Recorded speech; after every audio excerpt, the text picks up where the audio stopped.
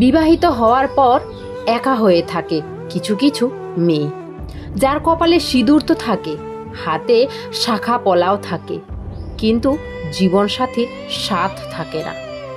সে বাধ্য হয়ে বাবা মায়ের সম্মান, সন্তানদের ভবিষ্যৎ যাতে খারাপ না হয় তার জন্য নিজের আত্মসম্মান হারিয়েও সব মাথা পেতে নেয় আর নীরব হয়ে যায়।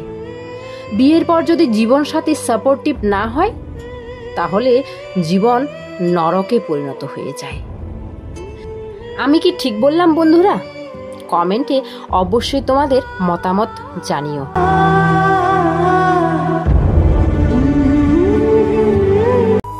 রাতে ঘুম আসে না, আর ঠিকমতো খেতেও পারি না। মনের মধ্যে অনেক কিছু আছে, কিন্তু বলাও যায় না। অন্যরকম আর খিটখিটে হয়ে গেছি আমি। মনে হয় অনেক আগেই নিজেকে হারিয়ে ফেলেছি আমি।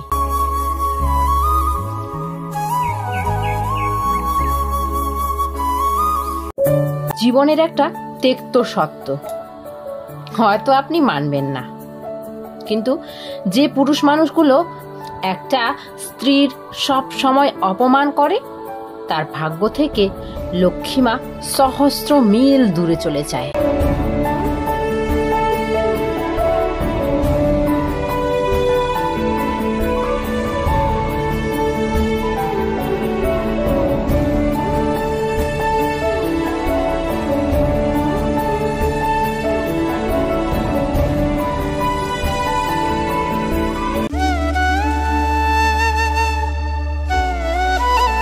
ইদানিং তোমাদের সাথে সময় মতো ভিডিও শেয়ার করতেই পারছি না, ভিডিওগুলোও ভালো হচ্ছে না, তাই না? কিন্তু কি করব বলো তো, শরীর মন কোনো কিছুই ভালো নেই, ভেঙে পড়ছি আমি। তোমাদের মোটিভেট করছি, কিন্তু মাঝে মধ্যে আমিও দিশেহারা হয়ে পড়ছি। বিশেষ করে নেগেটিভ কমেন্টগুলো, যদিও আমার নেগেটিভ কমেন্ট তেমন আসে না, তবুও দু একটা যে আসে ওগুলোতেই আমি ভেঙে পড়ে যাচ্ছি, জানি না কেন। তো যাকে এখন অনেকেই আমাকে কমেন্ট করছো, দিদি ওগুলো বাদ দাও, তাদের কথায় কান দিও না, এমন করছো, আমরা তোমার সাথে আছি, অনেকে কমেন্ট করেছো। তো সেটাই, আর নেগেটিভ কমেন্টের রিপ্লাই দেবো, আমি রিপ্লাই দেবো। তো ঠিক আছে, নেগেটিভ কমেন্টের রিপ্লাই দেব, আর আমি সেটা কিছু মনে করব না, আর গায়ে আর মাখাবো না। যেহেতু এমন ইয়েটাই আমি কি বলবো, সাবজেক্টটাই আমি চুজ করেছি, তো কথা তো মানুষের শুনতেই হবে। সব মানুষের মতামত তো আর এক হয় না, তাই না?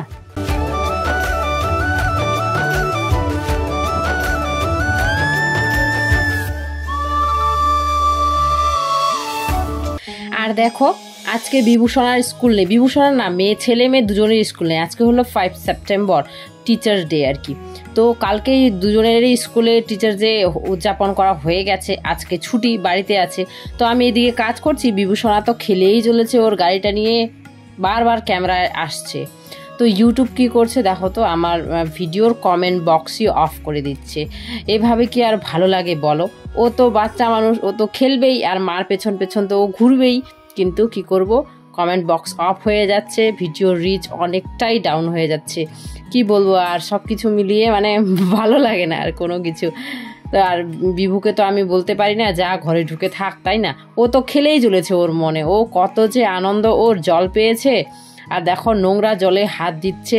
তো আমিও কিছু বলছি না, খেলুক একটু, বাড়িতে আছে আজকে, আর একটু পরে তো স্নান করে ওকে ঘরে তুলবই, তখন তো আর জল ধরতে দিব না, তাই না? আজকে বৃষ্টিটা ভোর 5টা না 5:30 বাজে তখন থেকেই স্টার্ট হলো, আর আজকে তত তাড়াতাড়ি উঠিনি, কারণ হচ্ছে যেহেতু ছুটি, তার সেই কারণে আর কি। তো একটাই যে আমার দেওর, ওরা বাড়িতেই সবজি করে, তো মাঝে মধ্যেই সবজি এনে দেয়। তো আজকে আমার কাছে পয়সা ছিল না, দিলাম না, সে কারণে বললাম অন্য সময় তোমার দাদার কাছেই নিয়ে নিও।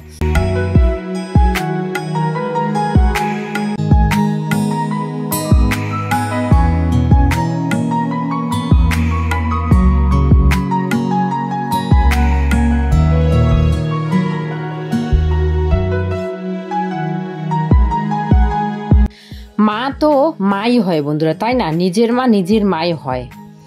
সন্তানরা হাজারো বদমাশি করুক, যাই করুক, বকবে, ঝোঁকবে, অল্প একটু তালি থাপ্পড়ও দিয়ে দেবে, কিন্তু সে মায়ের যে অন্তরে যতটা ভালোবাসা থাকবে সন্তানদের জন্য, সেটা একটা সৎ মায়ের কি থাকে বলো বন্ধুরা?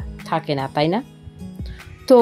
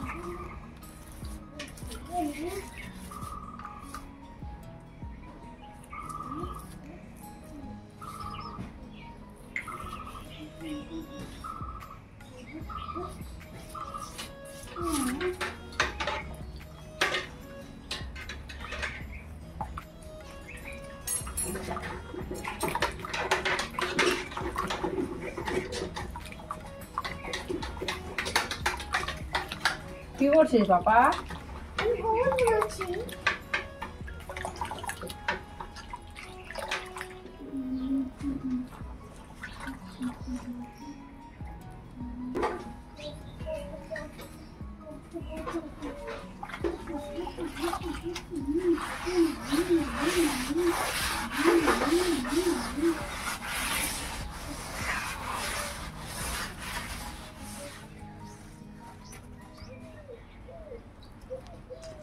উদাহরণে আসেনি, দেরি হয়ে গেল না।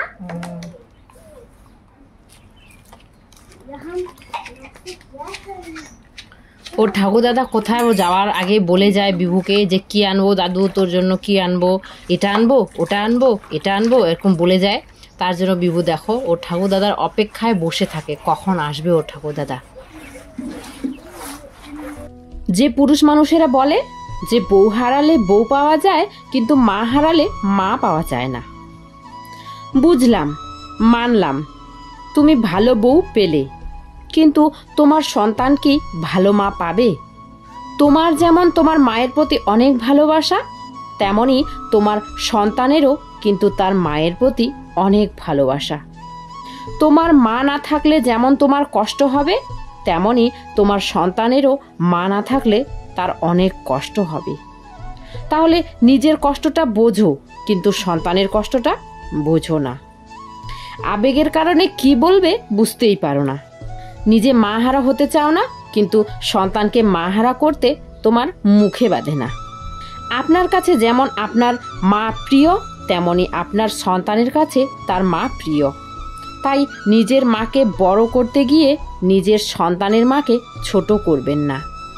নিজের মাকে সম্মান দিতে গিয়ে নিজের সন্তানের মাকে অসম্মান করবেন না। নিজের মার প্রতি দায়িত্ব পালন করতে গিয়ে কখনোই নিজের সন্তানের মায়ের প্রতি অবহেলা করবেন না। এতে আপনি কখনোই আপনার সন্তানের প্রিয় বাবা হয়ে উঠতে পারবেন না। আবেগ দিয়ে শুধু কথা বললে হয় না, বিবেক দিয়েও চিন্তা করতে হয়। মা হারালে মা পাওয়া যায় না, বউ হারালে বউ পাওয়া যায়। আপনি বউ পাবেন, আপনার সন্তান কি ভালো মা পাবে? নিজের মায়ের কোনো তুলনা হয় না। নিজের মা যেমন সন্তানকে ভালোবাসে, অন্য একটা মেয়ে এসে আপনার সন্তানকে তেমন ভালোবাসতে পারবে না। ভেবে চিনতে আবেগ দিয়ে নয়, বিবেক দিয়ে বলুন। নিজের সন্তানের মুখের দিকে তাকিয়ে তারপর বলুন যে বউ হারালে বউ পাওয়া যায়, আর মা হারালে মা পাওয়া যায় না।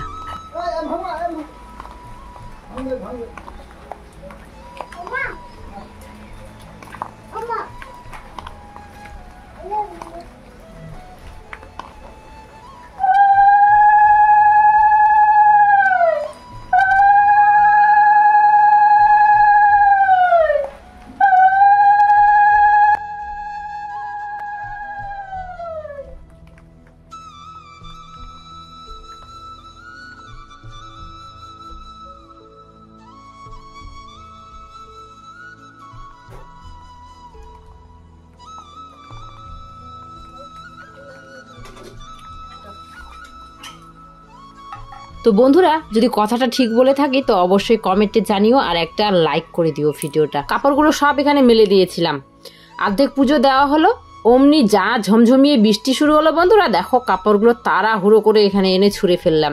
তা আবার কাপড়গুলো টানতে টানতে ভেজা কাপড়গুলো জানোই তো আসেই না, সুতোটাই ছিঁড়ে গেল কাপড় শুকানো। তো যাকগে এখন ঘরেই কোনো মতো করে মেলে দিচ্ছি, বৃষ্টিটা যদি সেরে গেছিলো পরে, তো কাপড়গুলো মেলে দিয়েছিলাম। এই যে বেডশিটটা দেখো, ওটাই বেড কভার আবার পাচ্ছি।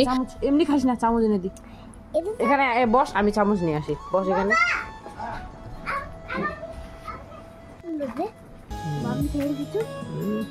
দেখ কেমন লাগে, কেমন টেস্টি।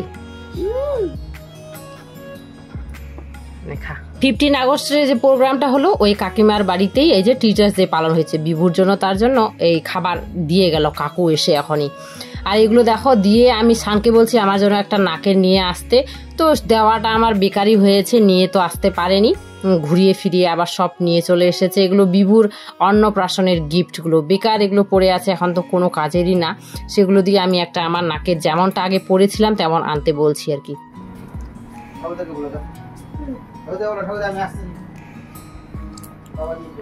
কি খাওয়ালো? বিরিয়ানি। আরে ভাবছিলাম কালকে আনবো। হ্যাঁ আনবে কালকে। মেয়ে ওর টিউশন থেকে শিক্ষক দিবস পালন করে চলে আসলো, আর বিভুর জন্য আনলো এই ড্রেসটা তোমাদের দাদাভাই। কারণ বিভূষণার ভাদ্র মাসে জন্ম, তো ওকে ভাদ্র মাসে একটা কাপড় তো দিতেই হবে। যদিও আমরা ভাদ্র মাসে কাপড় চোপড় কেনাকাটা করি না, আমাদের নিয়ম অনুযায়ী আর কি। তো বিভুর জন্য তো নিতেই হবে, যাদের নাকি ভাদ্র মাসের জন্ম তাদের নতুন জামা কাপড় নিতেই হয়, সে কারণে। তো এখন রান্না করলাম আমি দেখো রাতের জন্য ডিম আলুর ঝোল আর হচ্ছে শলা কচু ভাজাটা। ওই যে তখন দেওয়ারটা আসলো আমার সবজি দিতে, ওই এনে দিয়েছে। এত মজা হয়েছে শলা কচু ভাজাটা, গ্রেটারটা দিয়ে গ্রেট করে তারপরে করেছি কালো জিরে আর লঙ্কা আর অল্প একটু পেঁয়াজ দিয়ে ফোড়নে। তো বন্ধুরা, আজকে ব্লগটা এখানে এন্ড করলাম। সবাই ভালো থেকো, সুস্থ থেকো।